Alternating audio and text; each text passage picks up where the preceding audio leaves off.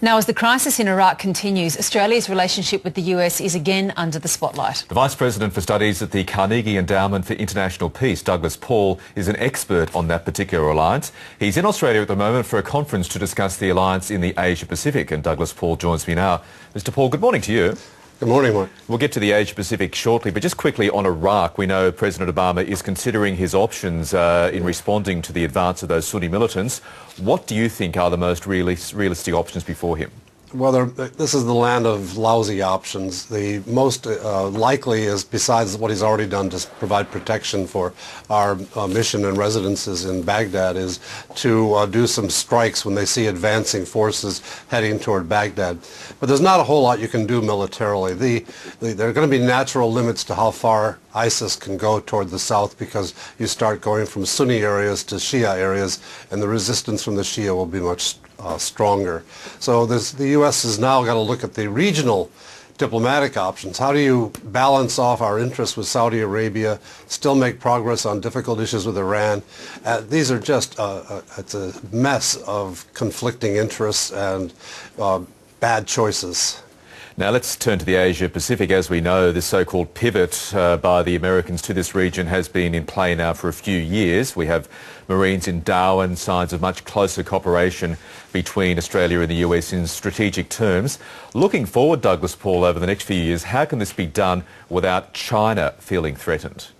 Well, the Chinese have chosen to feel threatened. They have themselves kind of caused the pivot or the rebalance to take place when between 2008 and 2010 they started getting rough with their neighbors. The neighbors then asked the U.S. to get more involved. The U.S. got more involved, and now China says, well, America's forcing us to be reactive to what they're doing. They've kind of lost the thread of the chronology here. But that's the way it is, and we have to deal with a China that's now in a highly reactive mode that thinks that the countries around it are taking advantage of China's interests, and China has to hit back harder than they hit in order to teach a lesson to their neighbors. We're in a very tough patch with China, and I think it's going to be very difficult for the Obama administration, with the team it has assembled for its second term, to pull off the kinds of deft diplomacy that will be necessary to get to a comprehensive kind of understanding with China, not to disturb the neighborhood. I think alliance cooperation is going to be very important for that. And it's going to Australia has a contribution to make. And it's going to take some very delicate diplomatic footwork by both Australia, as you say, and the United States. But you do make the point. China has been very aggressive of late in terms of its claims on the South China Sea. It recently towed an oil rig into the middle of waters claimed by Vietnam. If China continues down that path, could we see the option of some sort of clash, intended or otherwise, in the months and years ahead?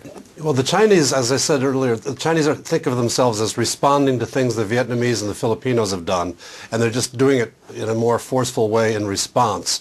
Now, whether that's really true or not, it's what they believe. And they've been very careful not to engage their military forces. They're using paramilitary or commercial presence.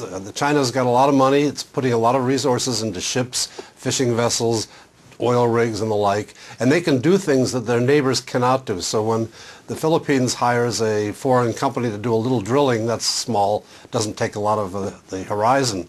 When China responds, they send in one of the biggest oil rigs in the world, and we all think this is a real escalation.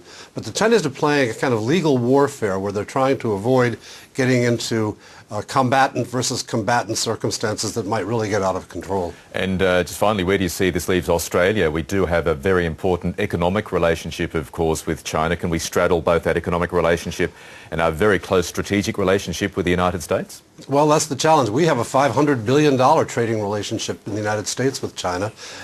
What's happened recently has been many of our friends and allies, in the United States in particular, have focused on the negative side of the agenda and haven't really talked up the positive side.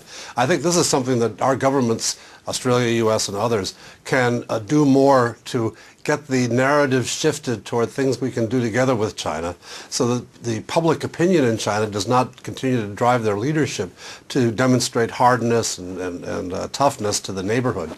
There's a work to be done. It's a hard task.